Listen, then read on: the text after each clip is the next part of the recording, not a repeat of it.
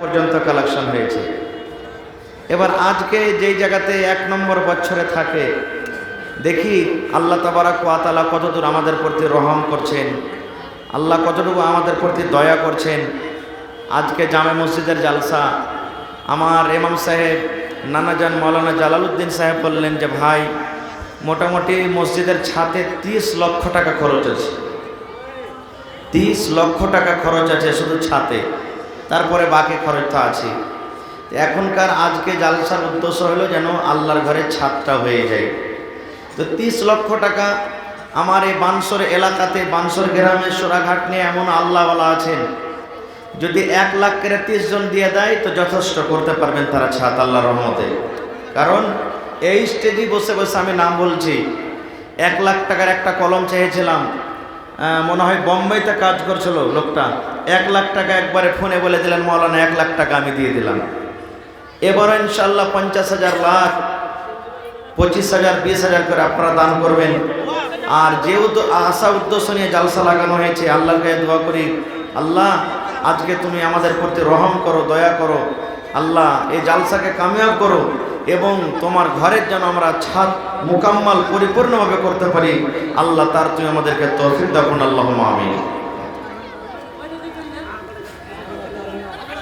ইন্নাল হামদালিল্লাহ নাহমাদুহু ওয়া নাস্তাঈনুহু ওয়া নাস্তাগফিরুহু ওয়া নাউযু বিল্লাহি মিন শুরুরি আনফুসিনা ওয়া মিন সাইয়্যাতি আমালিনা মান ইয়াহদিহিল্লাহু ফালা মুদিল্লা লাহু ওয়া মান ইউদ্লিলহু ফালা হাদিয়া লাহু ওয়া আশহাদু আন লা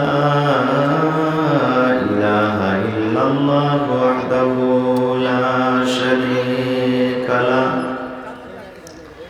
ওয়া আশহাদু আন্না মুহাম্মাদান আবদুহু ওয়া রাসূলুহু আম্মা বা'দ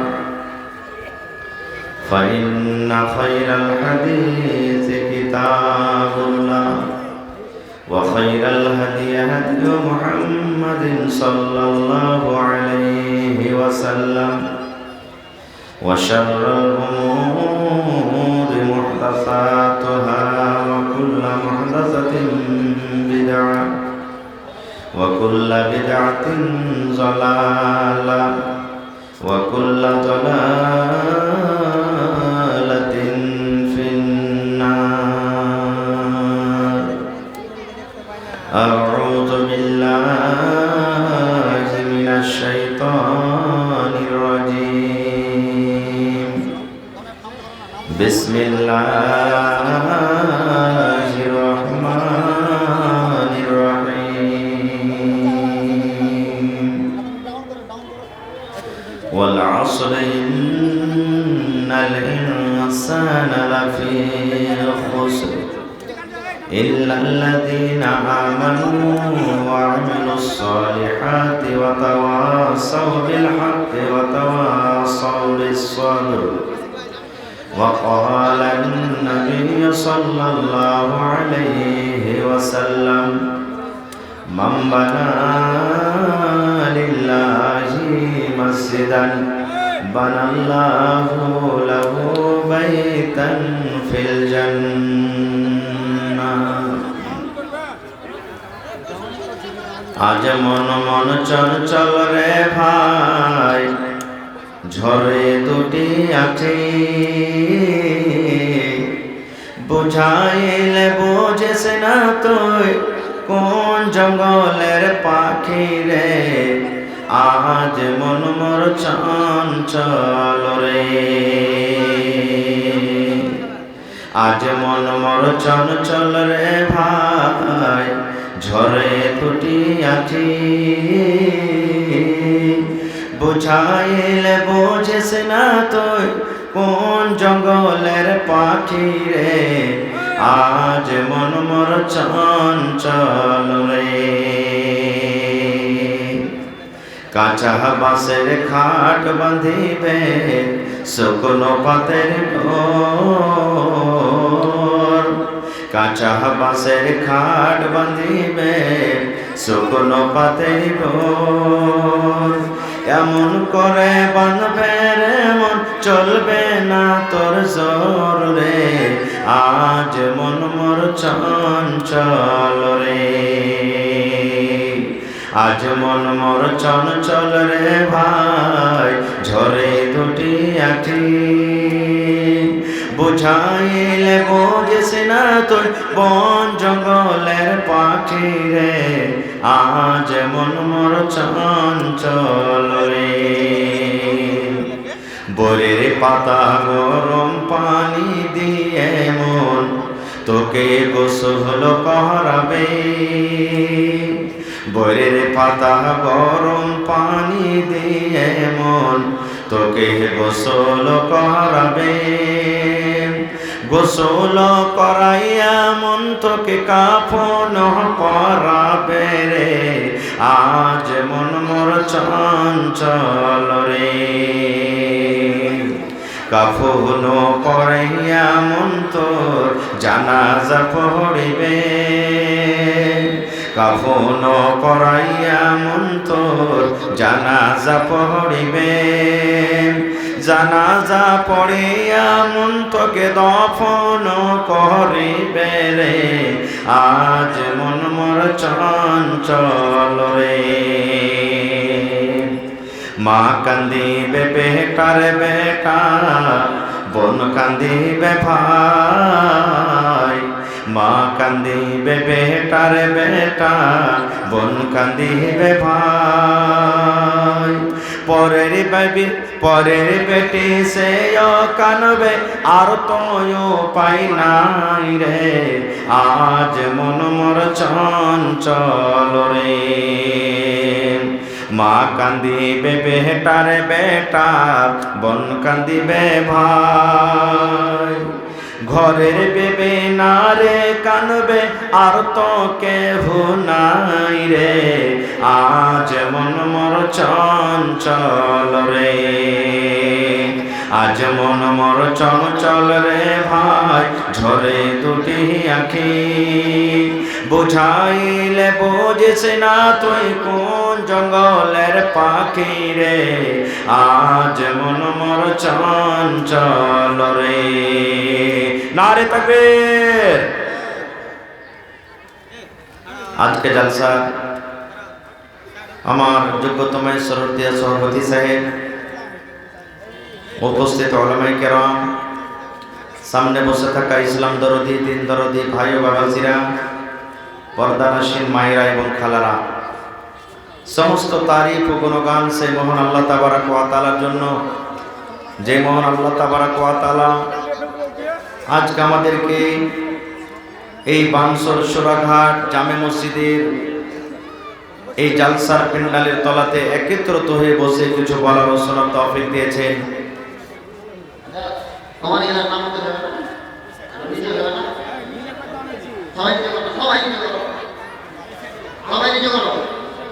সবাই যদি নিজে না করো, জালসা কমিটি টাইনা ফেলে ওটা ভালো হবে।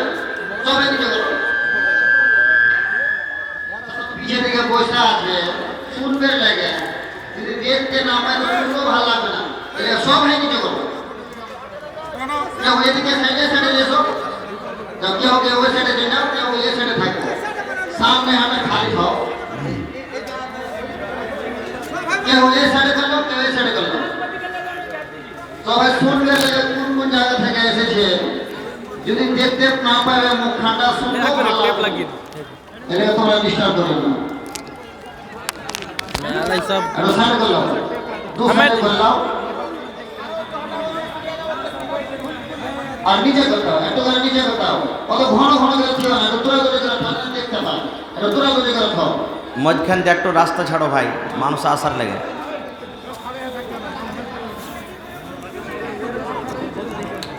আর আরো উঠে যাবে, উঠে আরো যাবে, উঠে আরো যাবে।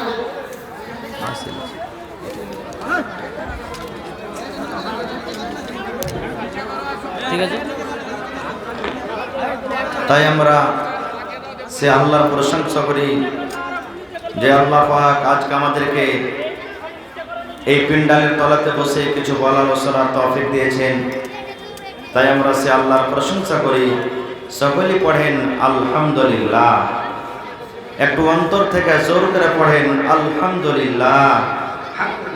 তারপর আমাদের শেষ নবী হযরত মুহাম্মদুর রাসূলুল্লাহ পড়েন সাল্লাল্লাহু আলাইহি ওয়াসাল্লামের পর ওয়াগণন দরুদ শরীফ শান্তি দ্বারা বর্ষিত হোক, আমিন। আল্লাহুম্মা সাল্লি আলাইহি আল্লাহুম্মা বারিক আলাইহি। এই ইউটিউবার ভাইরা, তোমরা মধ্যখানে আর ডিস্টার্ব করিও না, ম্যাকে বসার পরে মধ্যখানে আর ডিস্টার্ব করিও না। গো পিছেকার লোকের যে অসুবিধা না হয়, তোমরা নিজের স্ট্যান্ডকে একটু নিচে করে লাও, নিচে করে লাও, যাতে পিছকার মানুষের অসুবিধা না হয়, ওরাকে বারবার বলতে না হয়। আর যার কাছে মাথা উঁচা হয়েছে মাথাটাকে নিচে করে লাও। ভাই আমার, আজকে আমি আপনাদের সামনে খুতবার পর একটা সূরা তেলাওয়াত করেছি এবং আল্লাহর নবী মুহাম্মদ সাল্লাল্লাহু আলাইহি সাল্লামের একটি হাদিস পড়েছি। সেই সূরা এবং হাদিসটাকে সামনে রেখে আমি আমার বক্তব্য ইতি করব। ওমা তাওফীকি ইল্লা বিল্লাহ। আল্লাহর কাছে দোয়া করি রব্বুল আলামিন আমি যা কিছু বলবো যেন সহিহ হাদিস এবং কোরআন থেকে বলতে পারি এবং তার প্রতি ছোট বড় সকলেই যেন আমরা আমল করতে পারি, তার জন্য আল্লাহ আমাদেরকে তৌফিক দেন। পড়ুন আল্লাহুম্মা আমিন। ভাই আমার, আজকে খুতবার পরে আমি যে সূরাটা আপনাদের সামনে তেলাওয়াত করেছি, সেই সূরাটার নাম কি আপনারা বলতে পারবেন? যে সূরাটা আজকে খুতবার পর আপনাদের সামনে আমি পড়েছি, সেই সূরাটার নাম বলতে পারবেন? কি সূরাটার নাম? একটু কথা বলেন, সূরাটার নাম কি? সূরাতুল আসর। যে সূরাটা আমি তেলাওয়াত করেছি সেই সূরাটার নাম কি?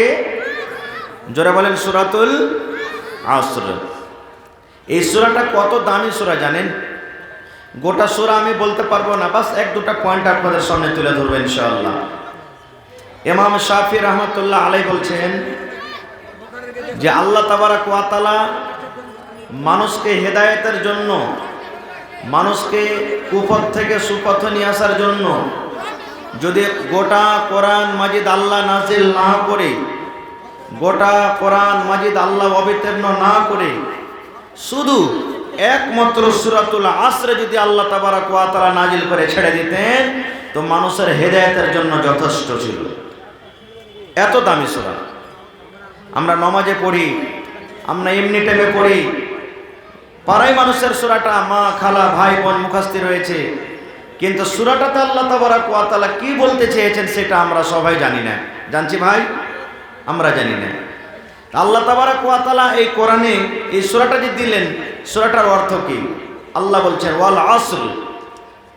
আল্লাহ কসম খেয়ে বলছেন, জমানার কসম খেয়েছেন আল্লাহ, কিংবা আসরের সময়, আসরের টাইমের কসম খেয়ে আল্লাহ তাবারাক ওয়া তাআলা বলছেন, কিংবা জমানার কসম খেয়ে আল্লাহ তাবারাক ওয়া তাআলা বলছেন। এখানে এক দুটা কথা আপনাদের সামনে আরো বলে দিই। আল্লাহ তাবারাক ওয়া তাআলা কসম খেলেন, কারণটা কি? কসম খাওয়ার কি দরকার? জি মায়েরা খালারা, আগে মনে হয় জায়গা ফাঁকা আছে, আপনারা একটু সাইডে সাইডে বসেন, মহিলা পেন্ডাল মনে হয় ভরে গেছে, জায়গা হয় না। তো মায়েরা খালারাকে বলবো, এলাকার মধ্যে মনে হয় শেষ জালসা 3 তারিখে একটা আমাদের সাথে আছে, বাকি মনে হয় আর এলাকাতে জালসা নেই, আস্তে আস্তে শেষ দিয়েছে। আর আজকে আল্লাহর রহমতে এই জালসাতে একের পর এক নাম করা বক্তা আপনারা ডেট পেয়েছেন, এসেছেন, ইনশাআল্লাহ আসবেন সময় হিসাবে সবাই। তো মায়েরাকে বলবো যে আপনারা সাইডে সাইডে বসেন, আর ফাঁকা জায়গাটা পিছন দিকে রাখেন, আর আগে যদি ফাঁকা থাকে ওটা ভর্তি হয়ে যান। তো আল্লাহ তাবারাক ওয়া তাআলা কসম খেলেন। কেন কসম খেলেন? আল্লাহর কসম খাওয়ার দরকার কি? কসম খাওয়ার উদ্দেশ্য কি? ভাই আমার, একটা উদাহরণ যে আপনাদের সামনে, যখন আমরা বিচারে পঞ্চায়েতিতে যখন আমরা বসি, মোড়ল সর্দার মুখিয়া সমিতি সরপঞ্চ মেম্বার গ্রামের যোগ্য মানুষ নিয়ে যখন বিচারে বসে, ধরেন ছেলে মেয়ের কোনো ঘটনা হয়ে গেল, চুরির কোনো ঘটনা হয়ে গেল, জেনা ব্যভিচার কোনো ঘটনা হয়ে গেল, এবারে ধরেন যে ছেলে মেয়ের ঘটনা হয়ে গেল, মেয়েটা বলছে যে এই ছেলেটা আমার সাথে জেনা করেছে, ছেলেটা বলছে না আমি জেনা করিনি, গো গাওয়া সাক্ষ্য কিছু নেই। কিংবা এমনই একটা ঝগড়া লেগে গেল, একটা লোক, এক পক্ষের লোক বলছে আমাকে মেরেছে, এক পক্ষের লোক বলছে না আমাকে আমি ওকে মারিনি। কিংবা চুরির ধরা পড়ে গেল, বিচার পঞ্চায়েত হচ্ছে, এক পক্ষের লোক বলছে যে মৌলানা এই লোকটা আমার 1000 টাকা চুরি করেছে, যার পরে ইলজাম লাগানো হচ্ছে, ও বলছে যে না মাওলানা আমি চুরি করিনি।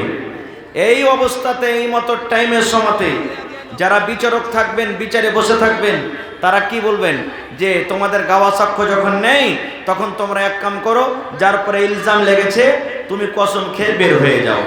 তোমার পরে যে ইলজাম লেগেছে, দাগ লেগেছে, তুমি কসম খেয়ে তোমার দাগটাকে তুমি ধুয়ে দাও। এটাই না আমরা করব। কোনো কাজটাকে পোক্তা করার জন্য, মজবুত করার জন্য, কিংবা সেই দোষটাকে কাটার জন্য আমরা কসমের রাস্তাতে আসি নাকি? কিন্তু বলবেন হাজি মৌলানা আল্লাহ কেন কসম খেলেন? দরকার কি আল্লাহর কসম খাওয়ার? তার আগে আমি আর একটা কথা বলে দিই, আল্লাহ তাবারক ওয়া তাআলা যে কসম খেলেন জামানার, সময়ের, টাইমের, জামানার কসম খেয়ে আল্লাহ তাবারক ওয়া তাআলা বলেন, কিংবা আসরের টাইমের কসম খেলেন। জামানার যদি কসম মুরাদলেন, তবে জামানাটা আল্লাহ তাবারক ওয়া তাআলার নিকটে কত দামি জিনিস বুঝে দেখেন। আসরের টাইমেরও যদি আল্লাহ তাবারক ওয়া তাআলা কসম খেলেন, তাহলে বোঝা গেল আসরের টাইম, আসরের সময়টার আল্লাহর কাছে কত দাম, যে আল্লাহ তাবারক ওয়া তাআলা সেই জিনিসটার কসম খেয়ে বলছেন। আজকে আপনাদের সামনে বলি, ধরেন এমনও কোনো লোক আছে, মাওলানা জি আমি ওর কসম ওকে মানব না, ও যদি ওর মায়ের মাথা হাত দিয়ে, বাপের মাথায় হাত দিয়ে, ছেলের মাথায় হাত দিয়ে কসম খাই তাহলে মানব। মানে কি, যে কসম খাওয়াইছে ওর নিকটে ওর মা, বাবা, ছেলে, মেয়ে খুব আহমিয়ত রাখে, কারণ এটা দামি জিনিস, এই জন্য তো বলে যে তার মাথায় দিয়ে কসম খেয়ে আমি মেনে নেব।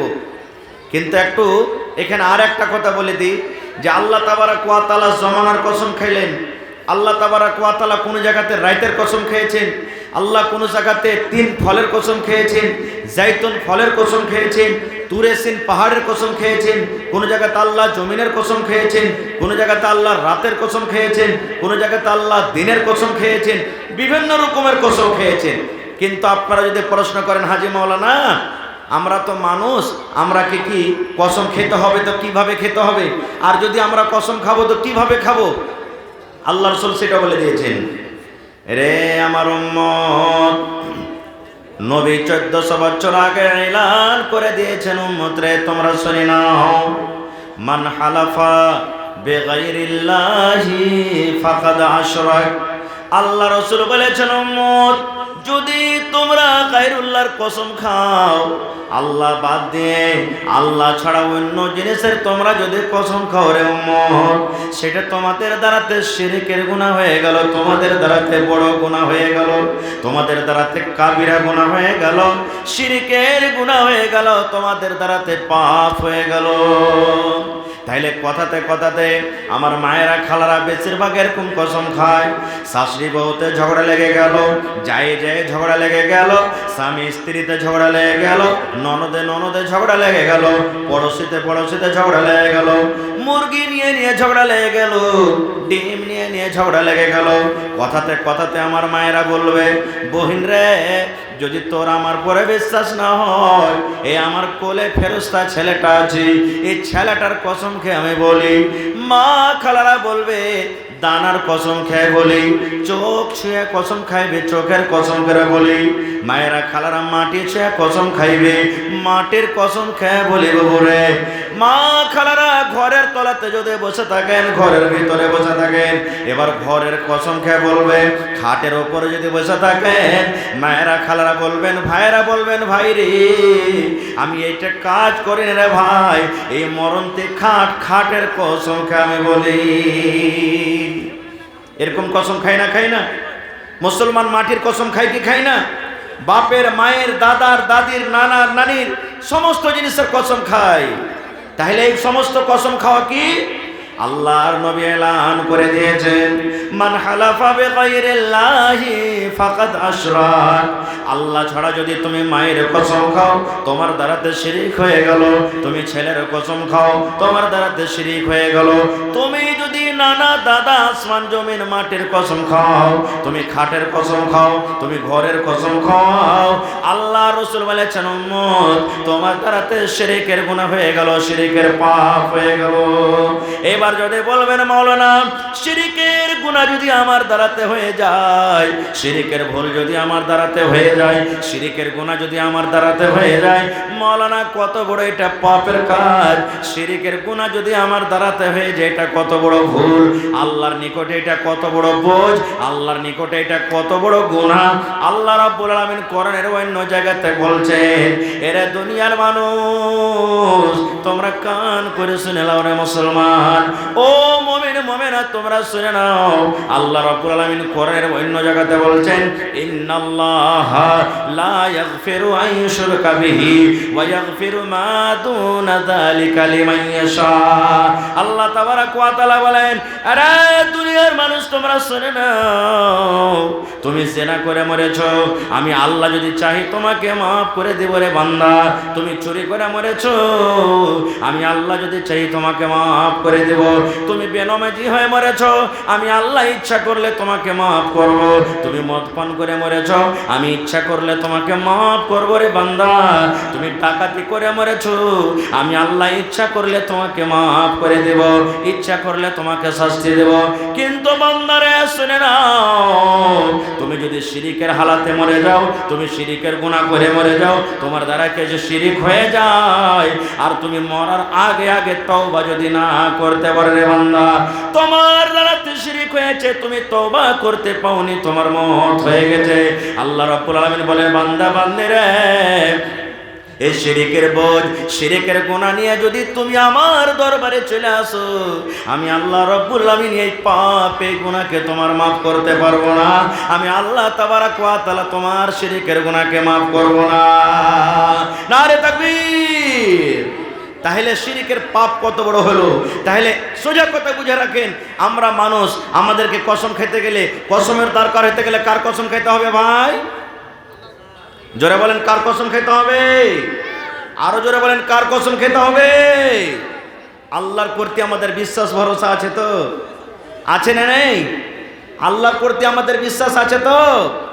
কেমন বিশ্বাস করতে হবে আল্লাহ তাবারাক ওয়া তাআলার কাছে? সোনাঘাটের আনসুর রহমান, ওর একটা ছোট্ট ছেলে এখানে কাঁদছে, যেখানে থাকো আচ্ছা ছেলেটাকে নিয়ে যাও। সোনাঘাটের আনসুরের ছেলে, জামে মসজিদের পাশের আনসুরের ছেলে, কেউ যদি থাকো তাহলে ছেলেটাকে নিয়ে যাও, ছেলেটা কান্নাকাটা করছে। তো ভাই আমার, কসম খেতে গেলে আল্লাহর খেতে হবে। কেমন করে মজবুতিতে আল্লাহর প্রতি ঈমান আনতে হবে? আমার সময় নেই, আমি ওদিকে যাব না। আল্লাহ বাচ্চা রাখে, ইনশাআল্লাহ কোনোদিন কোনো জালসাতে বলবো। তবে আল্লাহ তাবারাক ওয়া তাআলা কসম খাওয়ার পর মানুষকে, আল্লাহ যদি কসম নাও খাইতেন তবু আল্লাহর কথা বিশ্বাস করতে হবে মুসলমানকে। ইনকার করতে গেলে সেই লোকটা কাফের হয়ে যাবে। তবু আল্লাহ তাবারাক ওয়া তাআলা নিজে কসম খেয়ে বলছেন কি, রে দুনিয়ার মানুষ, এরে দুনিয়ার মানুষ তোমরা শুনে নাও, আল্লাহ ওয়াল আসরে, জমানার কসম, আল্লাহ আসরের নামাজের কসম, কিংবা আসরের টাইমের কসম খেয়ে আল্লাহ তাবারাক ওয়া তাআলা বলেন, ইন্নাল ইনসানা লাফি খুসর।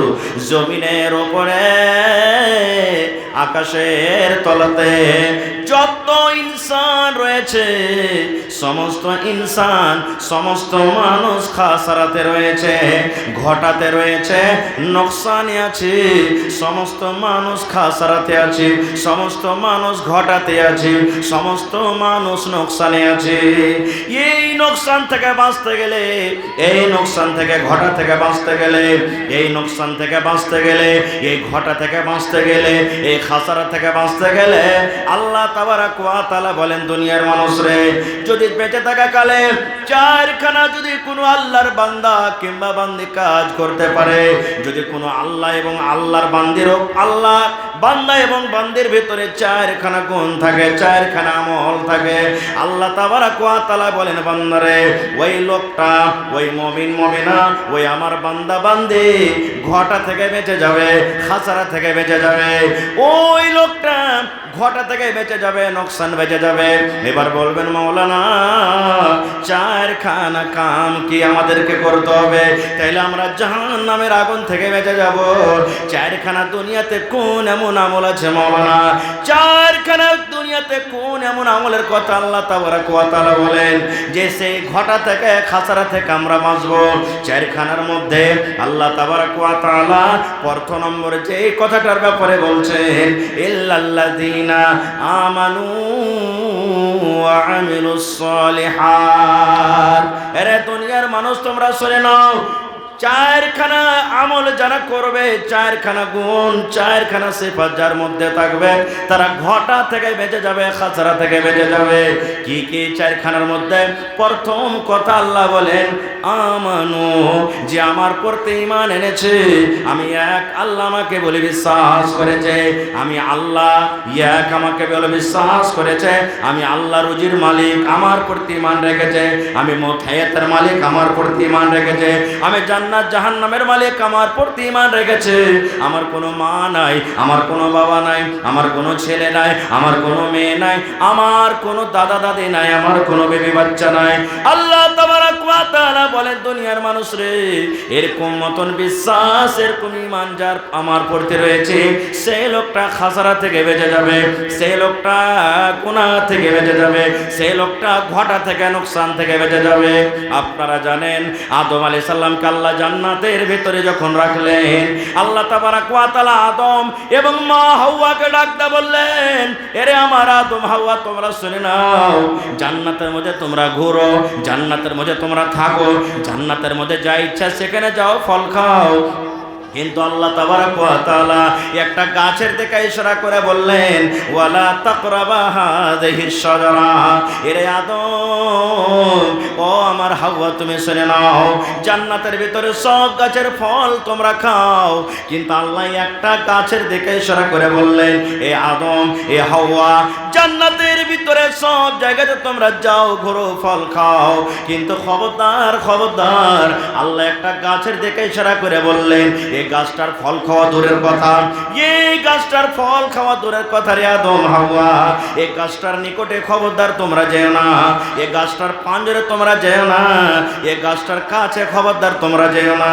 কিন্তু মুসলমান শয়তানের কথা শুনে, ইবলিসের কথা শুনে আদম আলাইহিস সালাম এবং মা হাওয়া আলাইহিস সালাম গাছের ফল যেমন খেয়ে নিলেন, জান্নাতের লেবাস খুলে খুলে পড়ে গেল।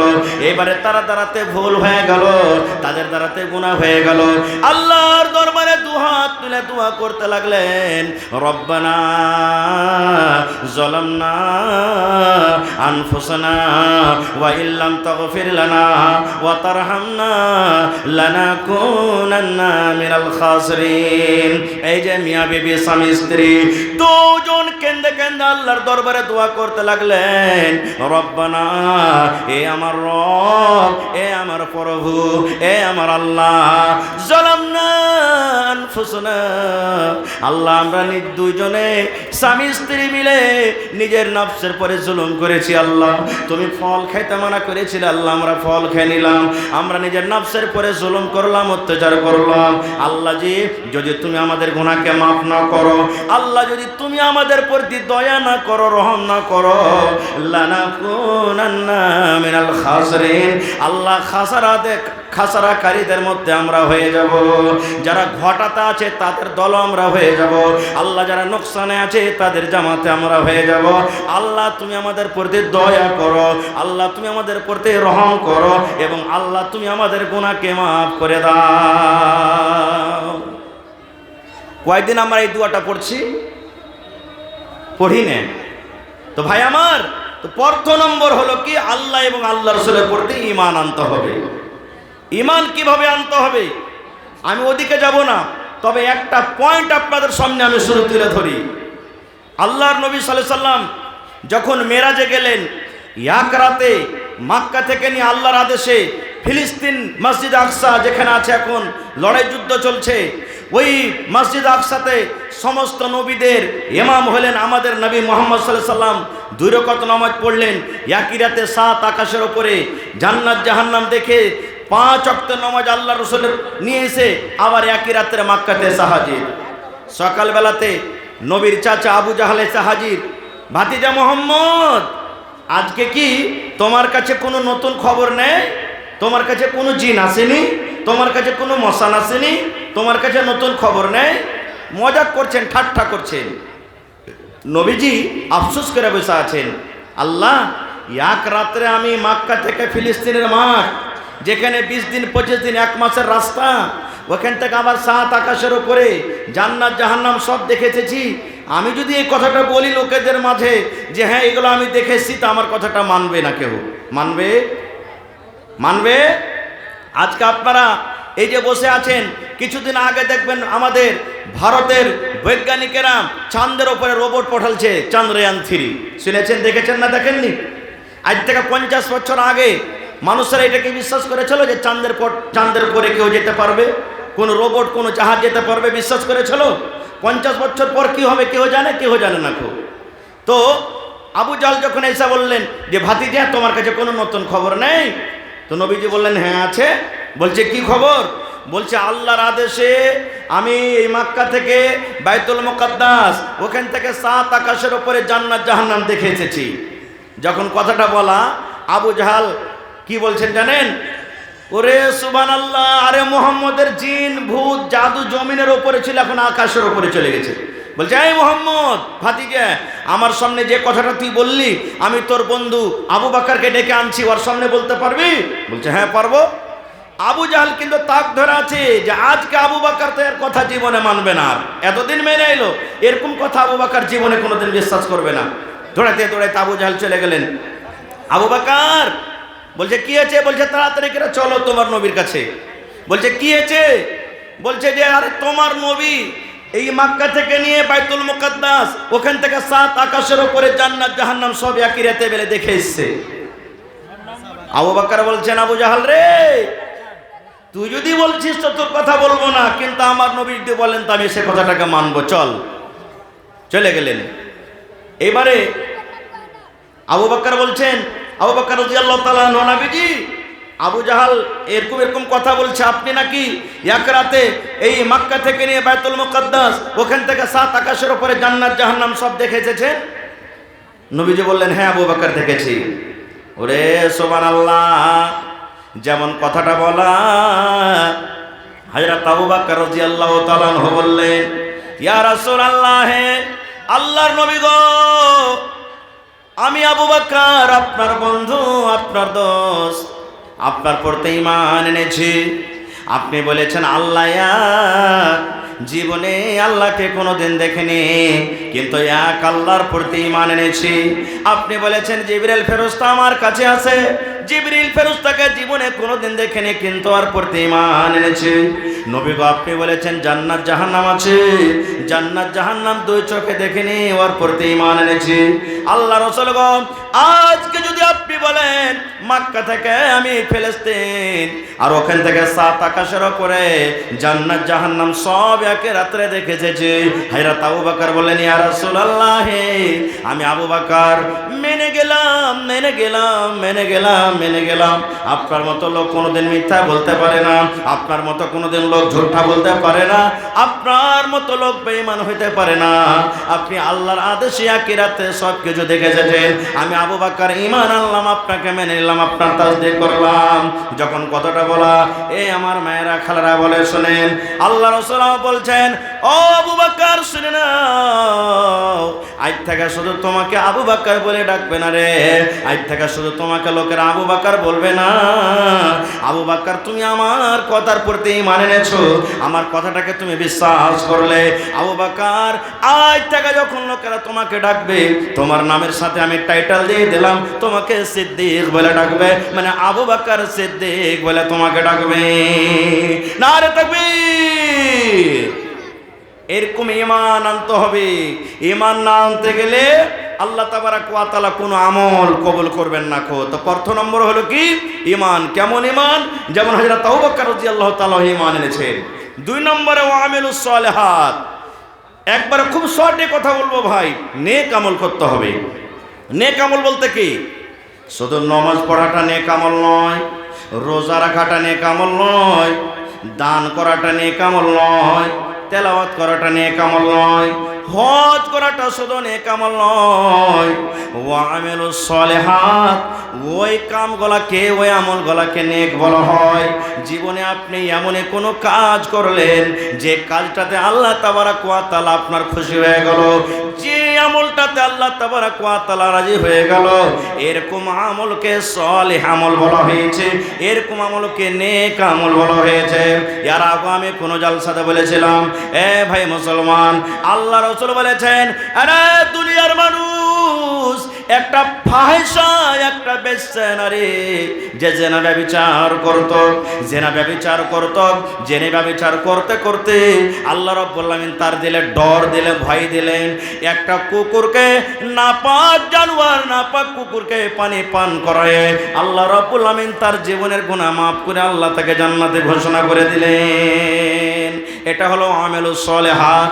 আপনার বাড়িতে স্ত্রী আছে, আপনার বাড়িতে বিবি আছে, আপনার বাড়িতে ছেলে মেয়ে আছে, বাড়ি যখন আপনি চলে যাবেন, 5 টাকার যদি পাপড় নিয়ে যান, 5 টাকার পাপড় বাড়িতে নিয়ে চলে গেলেন, যদি নেকি মনে কইরা আপনার ভাতিজাকে, আপনার বেটাকে, আপনার বেটিকে যদি আপনি বলেন, আব্দুল্লাহ রে, এ খালেদা জায়েদা, বেটা তোর জন্য এখন পাপড় এনেছে রে বেটা, তুই নিয়ে এলে, যদি নেকি মনে করে ওই ছেলেটাকে এখন হাতে পাপড় দিতে পারেন, বিস্কুট দিতে পারেন, আল্লাহ রাসূল বলেছেন, উম্মত, এটা হলো তোমার জন্য নেক আমল, এটা হলো সালেহ আমল। আপনার বাড়িতে কিছু নাই, বিবি বাড়িতে বসে আছে, নেকি মনে কইরা কলের গোড়াতে আপনি চলে গেলেন, 1 গ্লাস পানি দাবলেন, 1 গ্লাস পানি দেওয়ার পর বিবিকে যদি নেকি মনে করে আসে, যদি আপনি বলেন, এরে আব্দুল্লাহর মা, এ খালিদার মা, জায়েদার মা, হাবিবার মা, ও আমার ভালোবাসা বিবি, এই আমি তোমার জন্য গিলাসে পানি নিয়ে আসলাম, এ আমার বিবি শুনে নাও, তোমার জন্য বাজার থেকে আমি মিষ্টি নিয়ে এলাম, তোমার জন্য বাজার থেকে আমি লিট্টি নিয়ে এলাম, তোমার জন্য বাজার থেকে আমি রসগোল্লা নিয়ে এলাম, বিবি রে, তুমি এই রসগোল্লা তুমি পান করে নাও, এই রসগোল্লা খেয়ে নাও, পানি পান করে নাও। যদি পারেন বিবির মুখে বিসমিল্লাহ বলে এক ঢোক যদি আপনি পানি দিতে পারেন, একটা রসগোল্লাকে ভেঙে, একটু বিস্কিটের টুকরাকে ভেঙে নেকি মনে করে বিবির মুখে যদি দিতে পারেন, আল্লাহ রাসূল বলেছেন, এটা হলো একটা সাদকা, এটা হলো একটা আমল, এটা হলো একটা নেকি। শুধু তা নয়, আল্লাহ রাসূল বলেছেন, উম্মত রে, তুমি বিবির সাথে যে হামবিস্তারি করো, বিবির সাথে তুমি মিলন করো, বিবির সাথে তুমি সহবাস করো, এটা হলো একটা নেক আমল, এটা হলো একটা নেকির কাম, এটা হলো একটা সালেহ আমল। একজন সাহাবে প্রশ্ন করে দিলেন, ইয়া রাসূলুল্লাহ, আল্লাহ নবী গো, কেমন কথা আপনি বলছেন গো দয়ার নবী, বিবির সাথে মিলামিশা কেমন করে সাদকা হলো, বিবির সাথে মিলামিশাটা নেকি কেমন করে হলো? আল্লাহ রাসূল, এটা কিন্তু আমরা বুঝতে পারলাম না। আল্লাহ রাসূল বললেন, সাহাবীরে, এই জন্য নেকি হলো রে বাবা, আজকে যে তুমি তোমার স্ত্রীর সাথে তুমি মিলন করলে, তোমার স্ত্রীর সাথে তুমি সহবাস করলে, এই কাজটা যদি একটা পর বেটি ছেলের সাথে তুমি করতে, এই কাজটা যদি একটা অন্য মেয়ে ছেলের সাথে করতে, বলো তোমার জন্য গুনাহ হইতক না হইতক না? বলো তোমার জন্য পাপ হইতক না হইতক না? বলো তোমার খাতাতে গুনাহ লেখা হইতক না হইতক না? সাহাবায়ে কেরাম বললেন, জি নবীজি, আমরা যদি নিজের স্ত্রীর সাথে এই কাজটা না করে অন্য কোনো মেয়ে ছেলের সাথে করতাম, আমাদের দ্বারাতে জেনা হয়তো, জেনাকারীদের খাতাতে আমাদের নাম লেখা হয়তো। আল্লাহ রাসূল বলেন, সাহাবীরে, এই মতো তোমরা জেনার গুনাহ থেকে তোমরা পাক বেঁচে গেলে, তোমরা ওই কাজটা নিজের স্ত্রীর সাথে করেছো, যে স্ত্রীটা তোমার জন্য হালাল আছে, যে স্ত্রীটা তোমার জন্য জায়েজ আছে, ওই জায়েজ স্ত্রীর সাথে তুমি কাজটা করলে, তবে আল্লাহ তাবারক ওয়া তাআলা সে কাজটার বদলে তোমাকে নেকি দান করবেন কি করবেন না? তাহলে এই কাজটা তো নেকি আছে, এটা হলো কি নেক আমল। আর একটু আগে চলে, 1-2টা নেক আমল আর আপনাদের সামনে বলে দিই। আল্লাহ রাসূল বলেছেন, উম্মত, এই যে আল্লাহ তাবারক ওয়া তাআলা কোরআনের মধ্যে একটা সূরা দান করেছেন, সূরা ইখলাস, জানেন না? সূরা ইখলাস মুখস্থি আছে না নাই? আছে মুখস্থি? হানা বলেন একটু জোর করে। আছে। কুল হুয়াল্লাহু আহাদ আল্লাহুস সামাদ লাম ইয়ালিদ ওয়া লাম ইউলাদ ওয়া লাম ইয়াকুল লাহু কুফুয়ান আহাদ। কয়েকটা ফজিলত আছে, মাত্র একটা হাদিস পড়ে আল্লাহ রাসূল বলেছেন, উম্মত, যদি কোনো আল্লাহর বান্দা, যদি কোনো আল্লাহর বান্দে, যদি কোনো আমার মা, যদি আমার খালা, যদি কোনো ভাই দাদা নানো 24 ঘন্টার ভিতরে সূরা ইখলাসকে 10 বার করে পড়িতে পারেন। কতবার? জোরে বলেন কতবার? 10 বার করে যদি 24 ঘন্টার মধ্যে পড়িতে পারেন, 5 ওয়াক্ত নামাজের পর, যে কোনো টাইমে পড়িতে পারেন। জালসা শুনে বাড়ি যাবেন, হাঁটতে আছেন পড়িতে আছেন, আপনি ঘাস কাটতে চলে গেলেন আপনি পড়িতে আছেন, আপনি বাড়িতে আপনি কাম কাজ করছেন পড়িতে আছেন, মায়েরা খালারা বাড়িতে ভাত রান্না করে পড়িতে আছে, মায়েরা খালারা বাড়িতে ঝাড়ু দিতে আছে পড়িতে আছে, যে কোনো পাক টাইম আপনি পড়িতে পারেন যদি 10 বার। আল্লাহ রাসূল বলেছেন উম্মত রে, এই 10 বার ইখলাস সূরা পড়ার কারণে আল্লাহ রাব্বুল আলামিন তোমার এই আমলটার কারণে আল্লাহ জান্নাতের ভিতরে একটা ঘর বানিয়ে দিবেন। এত বড় আমল, এটা হলো কি আমিলুস সলিহাত নেক আমল। আর একটু আগে চলেন, আজকে জালসাটা কিসের ভাই? জোরে বলে, আরো জোরে বলে। দুনিয়াতে আল্লাহর ঘরটা কত পেয়ারা ঘর, মসজিদটা কত ভালোবাসা ঘর। আল্লাহ রাসূল বলেছেন উম্মত, যখন তুমি মসজিদের ভিতরে ঢুকবে, মসজিদে যখন তুমি দাখিল হবে, তোমার ডান পা খানা মসজিদের ভিতরে তুমি আগে রাখো, আর ডান পান খানা রাখার পর আল্লাহ রাসূল বলেছেন উম্মত রে, তোমাকে একটা দোয়া পড়তে হবে। কি দোয়াটা? আল্লাহুম্মা আফতাহলি আবওয়াবা রাহমাতিক।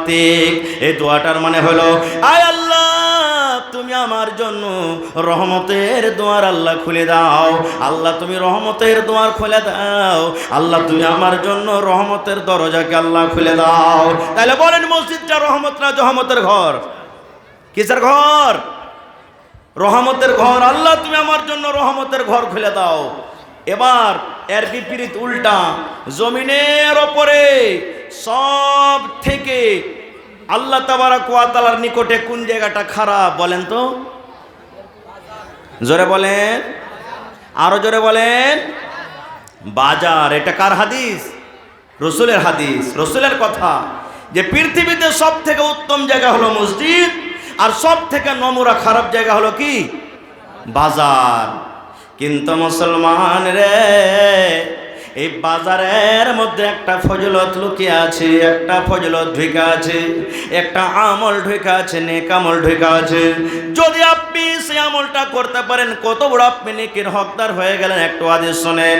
আল্লাহ রাসূল বলেছেন উম্মত, জমিনের উপরে সব থেকে নোংরা জায়গা হলো বাজার, জমিনের উপরে সব থেকে খারাপ জায়গা হলো বাজার। কিন্তু উম্মত রে শুনে নাও, যখন তুমি বাজার ঢুকবে, তরকারি কিনতে যাবে, মাছ কিনতে যাবে, কুটুম বাড়িতে এসেছে নাস্তা কিনতে যাবে, তুমি বাজারে চা খেতে যাবে, চকে তুমি দোকান খুলতে যাবে রে উম্মত। আমার উম্মতের দল তোমরা শুনে নাও, যখন তুমি বাজারে তুমি ঢুকবে, বাজারে ঢোকার সময়তে যদি একটা দোয়া পড়িতে পারো রে উম্মত, যেমন তুমি মসজিদে ঢুকো দোয়া আছে, বিবির কাছে তুমি যাবে দোয়া আছে, যেমন তুমি পেশাব পায়খানাতে যাবে তোমার জন্য দোয়া আছে, সওয়ারিতে চাপবে এই দোয়া আছে। আল্লাহ রাসূল বলেছেন উম্মত, বাজারে যখন তুমি ঢুকবে, চক যখন তুমি যাবে, তরকারি কিনতে যাও, লবণ কিনতে যাও, তুমি অন্য অন্য আর কিছু কাপড় ধরে কিনতে যাও, উম্মতরে যখন তুমি বাজারে ঢুকবে, বাজারে ঢোকার সময়তে একটা দোয়া আছে রে উম্মত, এই দোয়াটা যদি তুমি পড়ে নাও, আল্লাহ রাসূল বলেছেন 4খানা ফজিলত তার মধ্যে লুকিয়ে আছে।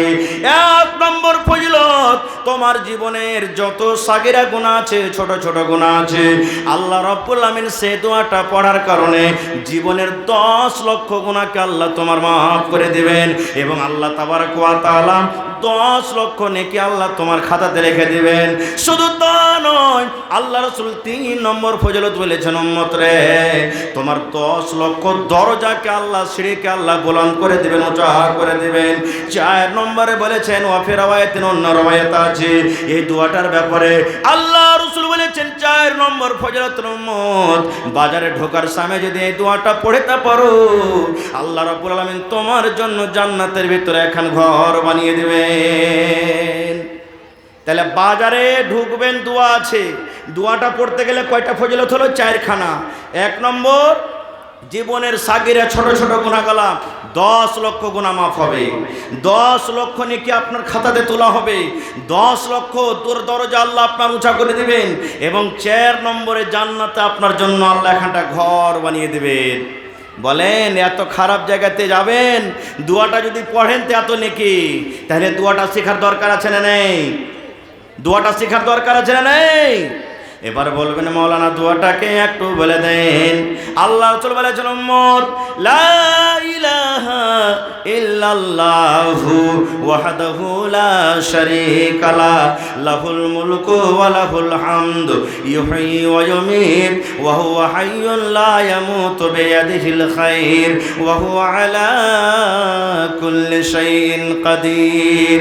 এটা বাজারে ঢোকার দোয়া, এটা বাজারে সন্ধ্যার দোয়া, এটা চক যাওয়ার দোয়া, চকে ঢোকার দোয়া। লা ইলাহা ইল্লাল্লাহু ওয়াহদাহু লা শারীকা লা লাহুল মুলকু ওয়া লাহুল হামদু ইউহয়ি ওয়া ইউমীত ওয়া হুয়া হাইয়্যুন লা ইয়ামুতু বিয়াদিহিল খায়র ওয়া হুয়া আলা কুল্লি শাইইন কাদির। এই দোয়াটা পড়বেন তো আপনার এতখানি ফজিলত হবে। এটা হলো কি নেক আমল। আর একটা আগে চলে, ये ऐलान ये है कि जो भाई खाना खाने के ख्वाहिशमंद हैं, आध घंटा बाद दिलाम तो आप पेंडाल से 4 নম্বরে আর একটা হাদিস পড়ে দিই। আজকে মসজিদের জালসা না? জোরে বলেন, মসজিদের জালসা। মসজিদ শব্দের মানে কি? সিজদা করার জায়গা, পূজা করার জায়গা। যে জায়গাতে আল্লাহর জন্য সিজদা করা হয় ওই জায়গাটাকে মসজিদ বলা হয়েছে। এই আমার মুসলমান ভাইরা শুনে নেন, আপনি বাড়িতে নামাজ পড়বেন, আপনি বাড়িতে নামাজ পড়বেন, দোকানে নামাজ পড়বেন, বাজারে নামাজ পড়বেন, মাঠে নামাজ পড়বেন রে মুসলমান, নামাজ হয়ে যাবে। কিন্তু নবীর হাদিস আছে, আমার উলামায়ে কেরাম বসে আছেন, উম্মত রে, তুমি যদি বাজারে নামাজ না পড়ে, দোকানে যদি নামাজটা না পড়ে, তুমি যদি বাইরে মাঠে নামাজ না পড়ে আল্লাহর ঘর মসজিদে তুমি জামাতের সাথে নামাজ পড়ো, তাহলে ইয়াকার নামাজ থেকে, বাড়িতে দোকানে নামাজ থেকে মসজিদে নামাজ পড়ার ফজিলত 25 কিংবা 27 গুণ তুমি নাকি পেয়ে যাবে। শুধু তা নয়, আল্লাহ রাসূল 1400 বছর আগে এলান করে দিয়েছেন, মান বানা লিল্লাহি মসজিদান বানাল্লাহু লাহু বাইতান ফিল জান্নাহ। আল্লাহ রাসূল এলান করেছেন, ও আমার উম্মতেরা শুনে নাও, তোমরা যদি আল্লাহর এখন ঘর বানিয়ে দাও, আল্লাহর এখন ইবাদতখানা বানিয়ে দাও, আল্লাহর যদি এখন মসজিদ বানিয়ে দাও, আল্লাহ তাবারাক ওয়া তাআলা তোমার জন্য জান্নাতের ভিতরে এখন ঘর বানিয়ে দেবেন। দুনিয়াতে আল্লাহর ঘর বানাবে, তোমার জন্য জান্নাতে আল্লাহ ঘর বানাবে। দুনিয়াতে এখন ইবাদতখানা মসজিদ বানাবে, আল্লাহ তাবারাক ওয়া তাআলা তোমার জন্য জান্নাতের ভিতরে এখন ঘর বানাবেন। এবার বলবেন, মাওলানা এখন মসজিদ বানাইতে 50 লাখ খরচ আছে, মাওলানা এখন মসজিদ বানাইতে 10 লক্ষ খরচ আছে, এখন মসজিদ ছোট্ট করে বানাইতে 5 লক্ষ টাকা খরচ আছে, মাওলানা আমি এত টাকা দিতে পারবো না, এত টাকাতে একাই মসজিদ আমি বানাইতে পারবো না। আল্লাহর নবী একদিন সাহাবায়ে কেরামকে এলান করে দিলেন, ও আমার সাহাবার দলেরা, তোমরা শুনে নাও, আমার যে মদিনার মসজিদ, মসজিদে নববী আছে রে, এই মসজিদের সামনে একটা জায়গা আছে, ফাঁকা জায়গা, ওই জায়গাটা কে তোমরা এমন আছো, এই জায়গাটা যদি কিনে খরিদ করে তোমরা মসজিদে লাগিয়ে দিতে পারো। নবী সাহাবীর একটা অফার দিয়ে দিলেন, সাহাবায়ে কেরামকে এলান করে দিলেন, ও আমার সাহাবার দলেরা, মসজিদের সামনে পাশে একটা জায়গা আছে, ফাঁকা জায়গা, একটা খালি জায়গা পড়ে আছে, এই জায়গাটা টিনে যদি তোমরা মসজিদ এলাকায় যেতে পারো, এই জমিনটা টিনে তোমরা যদি মসজিদের সাথে যেতে পারো রে উম্মত, আল্লাহ রাব্বুল আমিন তোমার জন্য জান্নাতের ভিতরে এখন ঘর বানিয়ে দিবেন।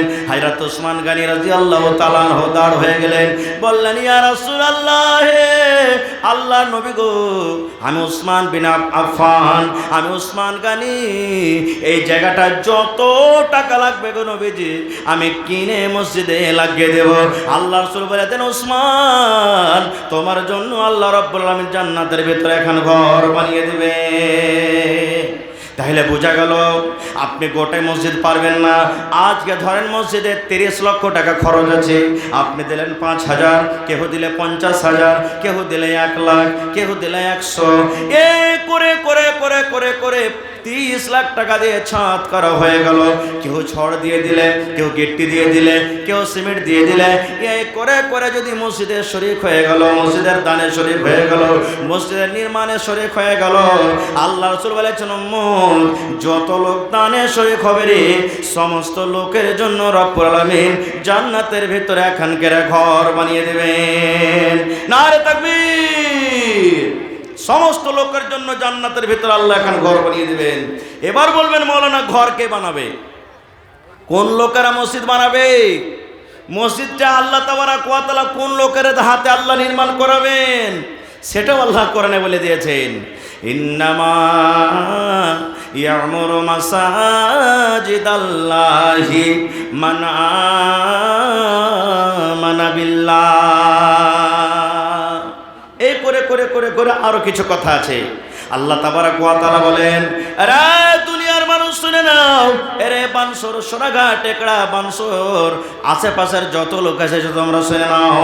আল্লাহ দুনিয়ার মানুষকে এলান করে বলেন, ইন্নামা ইয়ামুরু মাসাজিদাল্লাহি, যে ওই সমস্ত মানুষেরা আমার ঘর মসজিদ নির্মাণ করবে, ওই সমস্ত লোকেরা আমার ঘর বানাবে, ওই সমস্ত লোকেরা আমার মসজিদ বানাবে। এক নম্বর সিফাত তার মধ্যে হওয়া চাই মান আমানা বিল্লাহ, যে এক আল্লাহ বলে বিশ্বাস করে। এক আল্লাহর প্রতি আমাদের ঈমান আছে, আছে না নেই? সুবহানাল্লাহ। তবে ভাই আজকে সে আল্লাহর ঘরের জন্য, আল্লাহর মসজিদের জন্য শুধু আমাদের জমানাতে নয়, এই যে মসজিদে নববী বনে আছে, যে মসজিদে এক ওয়াক্ত নামাজ পড়বেন আর এই সমস্ত মসজিদে 1000 ওয়াক্ত নামাজ পড়লেন একে বরাবর, সেই মসজিদ আমার নবী, আপনার নবী মুহাম্মদ সাল্লাল্লাহু আলাইহি সাল্লাম নিজের হাতে নির্মাণ করেছেন। মাথাতে ইট দিয়েছেন, পাথর দিয়েছেন, বালু দিয়ে নবীজি মসজিদ নির্মাণ করেছেন।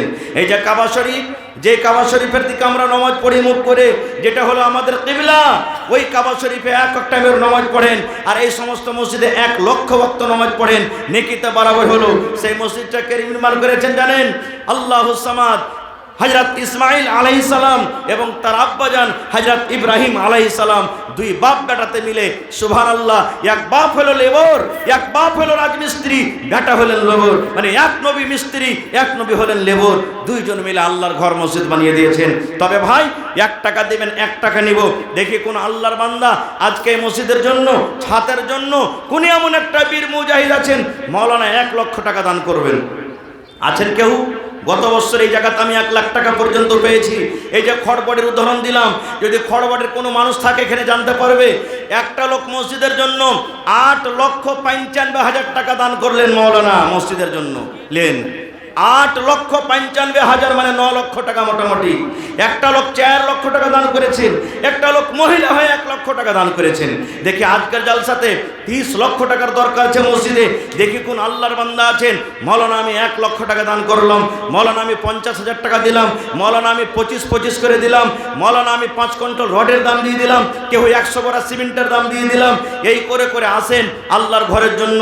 আল্লাহ আপনার প্রতি কত দয়া মেহেরবান করবেন, আল্লাহ আপনার পরে কত রহম করেছেন যে এই দুনিয়াতে মসজিদ বানাবেন। এটা মসজিদ নয়, আখিরাতে নিজের জন্য জান্নাতের ভিতরে ঘর বানাতে বসেছেন আপনি। ভাইরা, মায়েরা, খালারাকে বলবো, আমি কমিটির লোককে বলবো যে চাদর দিয়ে মহিলা প্যান্ডেলে তাড়াতাড়ি করে পাঠান। আমার এলাকার মা খালারা খুব দানি। এই যে